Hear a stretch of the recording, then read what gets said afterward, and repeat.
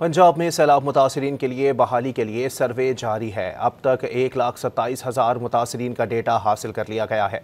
तर्जुमान के मुताबिक पंजाब के 27 अजला में 2,233 सर्वे टीमें सैलाब मुतासरा घर घर जा रही हैं। फ्लड सर्वे के लिए बाज़ मकामात पर कश्तियों के जरिए सफ़र किया जा रहा है।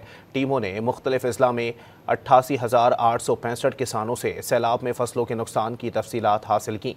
सर्वे में 3,42,000 एकड़ से ज़ायद सैलाब मुतासरा एराज़ी की निशानदही मुकम्मल की गई है। सैलाब के बाइस मवेशियों से महरूम होने वाले 1400 अफराद से भी तफसीलात मांगी गईं।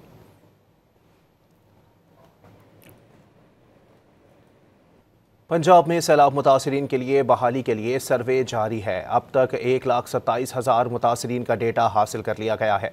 तर्जुमान के मुताबिक पंजाब के 27 अजला में 2,233 सर्वे टीमें सैलाब मुतासरा घर घर जा रही हैं।